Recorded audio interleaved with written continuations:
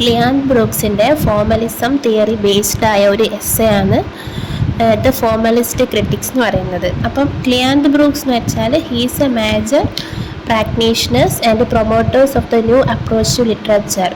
അപ്പോൾ ഈ ഫോമലിസം എന്ന് പറയുന്നത് it is a new approach to literature. അതായത് ലിറ്ററേച്ചറിനെ എങ്ങനെ ഒരു ന്യൂ അല്ലെങ്കിൽ ഒരു പുതിയ രീതിയിൽ നോക്കി കാണാം എന്നുള്ള ഒരു പറയുന്ന ഒരു തിയറിയാണ് ഫോമലിസം എന്ന് പറയുന്നത്. അപ്പോൾ ഈ ഒരു എസ്സേ പഠിക്കുന്നതിന് മുന്നേ നമ്മൾ ഫോമലിസം എന്താണെന്ന് അറിയണം. അപ്പം ജസ്റ്റ് ഫോമലിസം എന്താണെന്ന് വെച്ചാൽ formalism is a branch of literary criticism that give importance to the structural features of language. ഒരു ടെക്സ്റ്റിൻ്റെ അല്ലെങ്കിൽ ലാംഗ്വേജിൻ്റെ സ്ട്രക്ചറിന് ഇമ്പോർട്ടൻസ് നൽകണമെന്ന് പറയുന്ന തിയറിയാണ് ഫോമലിസം. അതായത് ഫോമലിസം ആ പേരിൽ തന്നെയുണ്ട് ഫോം. അതായത് ഒരു ടെക്സ്റ്റിൻ്റെ ഫോമിനാണ് ഇമ്പോർട്ടൻസ് നൽകേണ്ടത്, അല്ലാണ്ട് അതിൻ്റെ ഓതറിൻ്റെ ബാക്ക്ഗ്രൗണ്ട് അല്ലെങ്കിൽ ആ ഒരു വർക്ക് എഴുതപ്പെട്ട ഹിസ്റ്റോറിക്കൽ ബാക്ക്ഗ്രൗണ്ട് അതൊന്നും വെച്ചിട്ടല്ല നമ്മളൊരു ടെക്സ്റ്റ് വാല്യൂ ചെയ്യേണ്ടത്. Basically a text has to be valued on the basis of its form. അതാണ് എന്ത് ഫോമലിസം പറയുന്നത്. അപ്പോൾ they concentrated on the form of the work of art. Mainly ഒരു വർക്കിൻ്റെ ഫോമിനെയാണ് ഫോമലിസ്റ്റ് ഫോക്കസ് ചെയ്തത്. അപ്പോൾ ഫോമലിസം എന്ന് വെച്ചാൽ മുന്നേ ഉള്ള തിയറീസ്, അതായത് റൊമാൻറ്റിസിസം അങ്ങനെയുള്ള ബാക്കിയുള്ള തിയറീസിനൊക്കെ എഗെയിൻസ്റ്റ് ആണ്, ബാക്കിയുള്ള ലിറ്റററി കോൺസെപ്റ്റിനൊക്കെ എഗെയിൻസ്റ്റ് ആണ് ഫോമലിസം എന്ന് പറയുന്ന തിയറി. അപ്പോൾ ഫോമലിസ്റ്റ് എന്താണെന്ന് പറയുന്നത് വെച്ചാൽ literature is a linguistic dislocation which gives aesthetic experience to the readers. അത് നമ്മളൊരു ടെക്സ്റ്റ് വായിക്കുമ്പോൾ നമുക്ക് അതിലൊരു ഈസ്തെറ്റിക് എക്സ്പീരിയൻസ് ചെയ്യണം, എന്നാൽ മാത്രമേ അതൊരു പെർഫെക്റ്റ്ലി ലിറ്റററി വർക്ക് ആവുള്ളൂ. അപ്പോൾ നമ്മൾ ഓതറിൻ്റെ ബാക്ക്ഗ്രൗണ്ട്, അതിൻ്റെ ഹിസ്റ്റോറിക്കൽ ബാക്ക്ഗ്രൗണ്ട് അതൊക്കെ അന്വേഷിച്ച് പോയാൽ ആ ഒരു ഈസ്തെറ്റിക് ഇത് നമുക്ക് കിട്ടൂല എന്നാണ് പറയുന്നത്. പിന്നെ leading representatives of the movement where Boris Eikhenbaum, Viktor Shklovsky and Roman Jakobson. ഈ 3 പേരാണ് important representatives of the movement. അപ്പോൾ വേറൊരു ഇമ്പോർട്ടൻറ്റ് കാര്യം എന്ന് വെച്ചാൽ ഈ formalism the opposed between the literary use of language and the ordinary use of language. അതായത് ഒരു ലാംഗ്വേജിൻ്റെ ലിറ്റററി യൂസും അതിൻ്റെ ഓർഡിനറി യൂസും തമ്മിൽ ഡിഫറൻ്റ് ഉണ്ട്. അതായത് ഓർഡിനറി യൂസ് ഓഫ് ലാംഗ്വേജിന് എഗെയിൻസ്റ്റ് ആയിരുന്നു ഫോമലിസ്റ്റ്.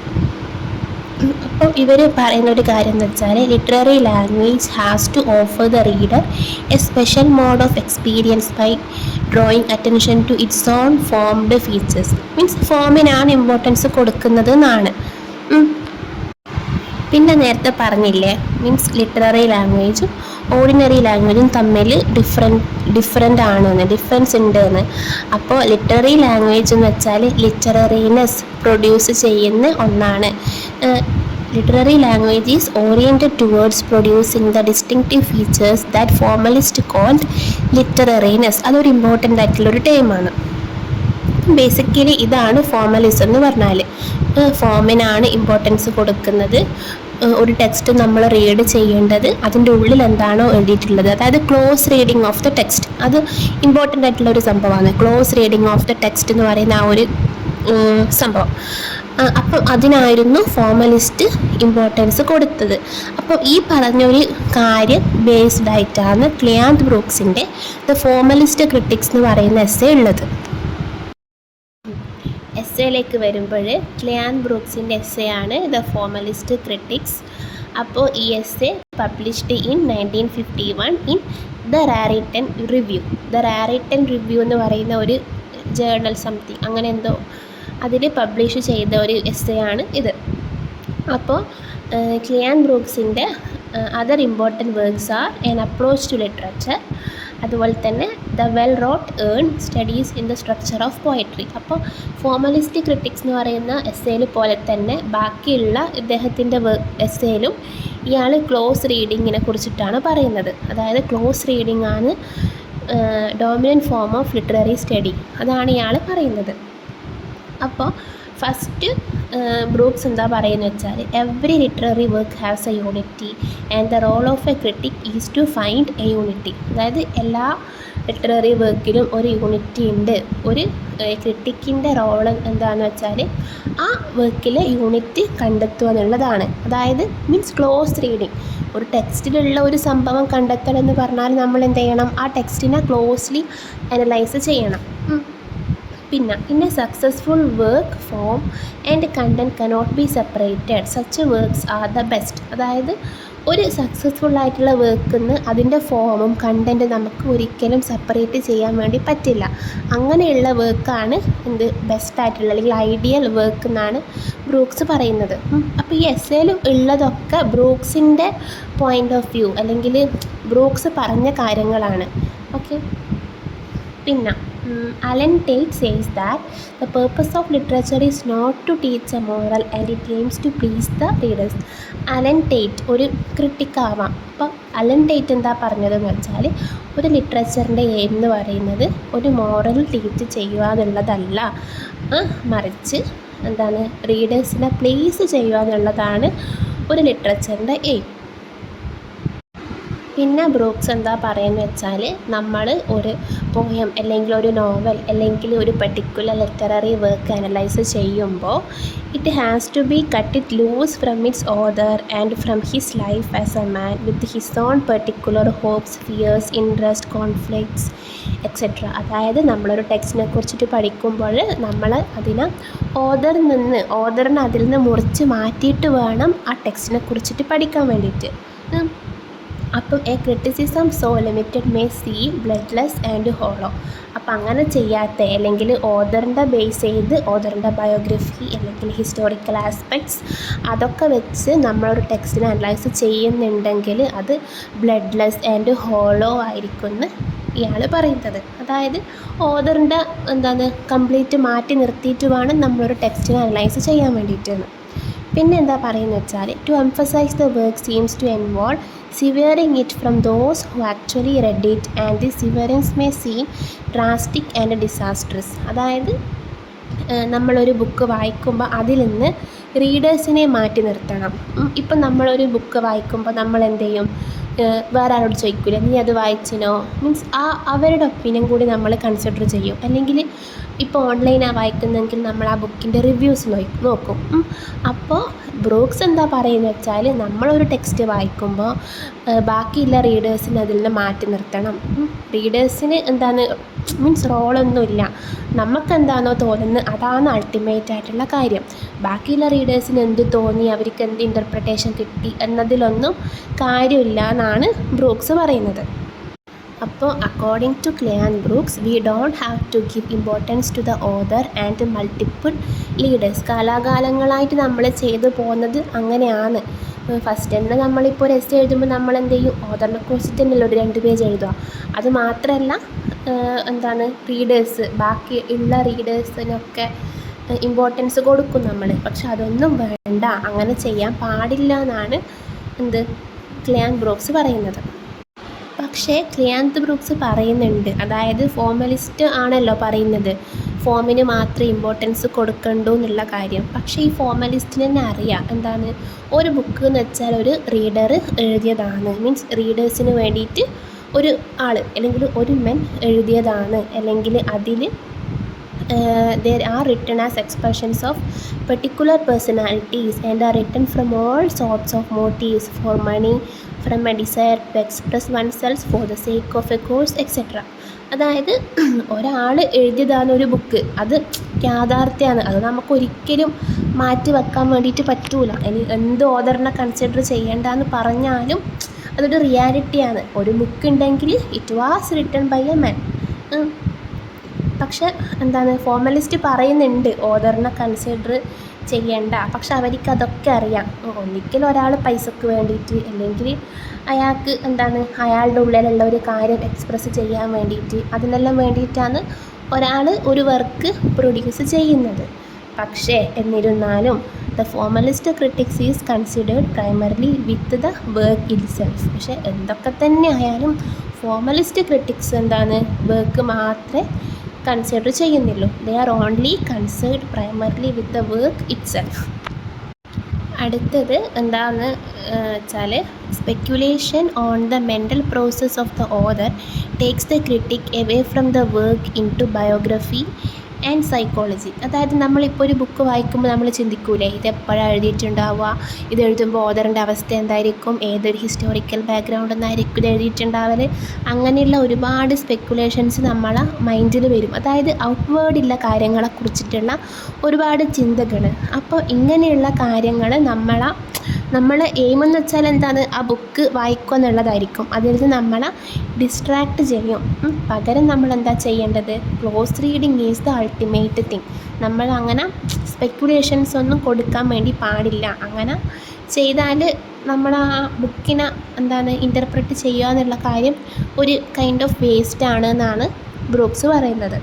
അടുത്ത കാര്യം എന്ന് വെച്ചാൽ exploration of the various readings which the work has received also takes the critic away from the work into psychology and the history of the taste.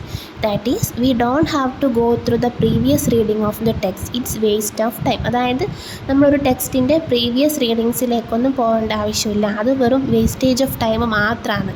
മറ്റുള്ളവർ ഒരു text എങ്ങനെയാണ് read ചെയ്തതെന്നുള്ള കാര്യം നമ്മൾ അറിഞ്ഞിട്ട് കാര്യമില്ലല്ലോ. നമ്മളതിൻ്റെ ഫോമിൽ ഫോക്കസ് ചെയ്യുക, നമ്മളതിനെ നമ്മളതായ രീതിയിൽ എൻജോയ് ചെയ്യുക അല്ലെങ്കിൽ ഇൻ്റർപ്രറ്റ് ചെയ്യുക എന്നുള്ള കാര്യമാണ് അൾട്ടിമേറ്റ് തിങ്. ഈ ഒരു എസ്സേയിൽ ബ്രൂക്സ് I.A. റിച്ചാർഡ്സിനെ മെൻഷൻ ചെയ്യുന്നുണ്ട്. ഇത് ഫസ്റ്റ് മൊഡ്യൂൾ വീഡിയോ വരുന്നതാണ്. അതായത് I.A. റിച്ചാർഡ്സ് അദ്ദേഹത്തിൻ്റെ പ്രാക്ടിക്കൽ ക്രിറ്റിസിസം എന്നുള്ള വർക്കിൽ എന്താ ചെയ്യുന്നതെന്ന് വെച്ചാൽ ഒരു പോയം തന്നെ ഒരുപാട് റീഡേഴ്സിന് കൊടുത്തു. അപ്പം എന്നിട്ടാകുമ്പോൾ അവരെ റെസ്പോൺസ് ഇയാൾ വാങ്ങി. Means it is A kind of experiment. അപ്പോൾ the scholars point out that how different Shakespeare appeared to an 18th century as compared with the 19th century audience. അതായത് ഓരോ ആൾക്കാർക്ക് കൊടുക്കുമ്പം അവരുടെ നിന്ന് കിട്ടിയ റെസ്പോൺസ് ഒരേ വർക്കാണ് കൊടുക്കുന്നത്, അവരുടെ നിന്ന് കിട്ടുന്ന റെസ്പോൺസൊക്കെ സെയിം ആണ്. ഇപ്പം ഷേക്സ്പിയറിൻ്റെ ഒരു വർക്ക് എടുത്താൽ ഇന്നത്തെ ജനറേഷനിലുള്ള ആൾ ഇൻ്റർപ്രിറ്റ് ചെയ്യുന്ന പോലെ ആയിരിക്കില്ല 19th സെഞ്ച്വറി 18th സെഞ്ച്വറിയിലുള്ള ആൾ അത് റീഡ് ചെയ്യുന്നതും ഇൻ്റർപ്രിറ്റ് ചെയ്യുന്നതും അതിൽ നിന്നുള്ള മീനിങ് എടുക്കുന്നതും ഡിഫറെൻ്റ് ആണ്. അതുപോലെ തന്നെയാണ് difference are the estimates of John Donne's lyrics from historical period to historical period. John ഡണ്ണിൻ്റെ വർക്കൊക്കെ എടുത്ത് നോക്കിയാൽ ഒരു പീരീഡിൽ നിന്ന് വേറെ പീരീഡിലേക്ക് മാറുമ്പം അതിൻ്റെ ആ ഒരു മീനിങ് മാറിക്കൊണ്ടിരിക്കും. അപ്പം I.A. റിച്ചാർഡ്സിൻ്റെ ആ ഒരു പ്രാക്ടിക്കൽ ക്രിറ്റിസിസം എന്ന് പറയുന്ന വർക്കിനെ ബേസ് ചെയ്തുകൊണ്ടാണ് ബ്രൂക്സ് ഈ ഒരു കാര്യം ഇതിൽ പറയുന്നത്. According to formalistic critics, the relevant part of the author's intention is what he got actually into his work. The author's intention is there itself in the text. We don't have to go beyond the text. അപ്പോൾ ഒരു author ഒരു ബുക്കിൽ ഒരു കാര്യം എഴുതിയിട്ടുണ്ടെങ്കിൽ അത് അയാളുടെ മൈൻഡിലുള്ള കാര്യം തന്നെ ആയിരിക്കൂലേ. പിന്നെ നമ്മൾ എന്തിനാണ് അതിൻ്റെ ബാക്ക്ഗ്രൗണ്ടിൽ അല്ലെങ്കിൽ ആ ഓതറിനെ കുറിച്ചിട്ട് അന്വേഷിച്ച് പോകേണ്ട ആവശ്യം എന്നാണ് ക്ലിയാൻ ബ്രൂക്സ് ചോദിക്കുന്നത്. അതായത് we don't have to go beyond the text. ഒരു ടെക്സ്റ്റിൻ്റെ അപ്പുറത്തേക്ക് കടന്ന് ചിന്തിക്കുകയോ പോകേണ്ടയോ ആവശ്യം ഇല്ല എന്നാണ് ബ്രൂക്സ് പറയുന്നത്. ഇനി Formalist critics assumes an ideal reader, that is, instead of focusing on the varying spectrum of possible readings, he attempts to find a central point of reference from which he can focus upon the structure of the poem or novel. അതായത് നമ്മൾ തന്നെയാണ് reader, അതാണ് ideal reader എന്ന് പറയുന്നത്. Means ഒരു ടെക്സ്റ്റിനെ മാത്രം focus ചെയ്തുകൊണ്ട്, അതായത് instead of focusing on varying spectrum of possible readings, അതിലുള്ള മീനിങ് മാത്രം ഫോക്കസ് ചെയ്യുന്നവരാണ് ഐഡിയൽ റീഡർ. അല്ലെങ്കിൽ നമ്മൾ തന്നെയാണ് ഐഡിയൽ റീഡർ. വേറൊരു റീഡറിൻ്റെ ഇൻ്റർപ്രിട്ടേഷൻസ് ഒന്നും നോക്കേണ്ട ആവശ്യം നമുക്കില്ല എന്നാണ് ബ്രൂക്സ് പറയുന്നത്. പിന്നെ ഏണസ്റ്റ് ഹെമിംഗ്വേ ഒരു റൈറ്ററാണ്, ഒരു നോവലിസ്റ്റാണ്. അപ്പോൾ ഇയാൾ എന്താ പറയുന്നത് വെച്ചാൽ ഇയാളുടെ അവസാനത്തെ നോവലാണ് ഇയാളുടെ ബെസ്റ്റ് നോവലെന്ന് ഇയാൾ അഭിപ്രായപ്പെട്ടിട്ടുണ്ട്. പക്ഷേ റീഡേഴ്സ് എന്താണെന്ന് പറയുന്നത് വെച്ചാൽ എല്ലാം അവസാനത്തെ നോവലെന്നല്ല ഇയാളുടെ ബെസ്റ്റ് നോവൽ വേറെ നോവൽസ് ഉണ്ടെന്നാണ് പറയുന്നത്. അതായത് ഓഥറിന് തോന്നുന്ന കാര്യം ആയിരിക്കൂല റീഡർക്ക് തോന്നുന്നത്. ഇയാളുടെ അവസാനത്തെ ബുക്കാണ് നല്ലത് തോന്നിയെങ്കിൽ റീഡേഴ്സിന് അങ്ങനെയല്ലല്ലോ തോന്നിയത്. ചിലപ്പോൾ അത് മോശമായിട്ട് തോന്നാം, അല്ലെങ്കിൽ അതിനേക്കാളും വേറെ നല്ല ബുക്ക് ഉണ്ടായിട്ടുണ്ടാവാം. ആ ഒരു കാര്യം.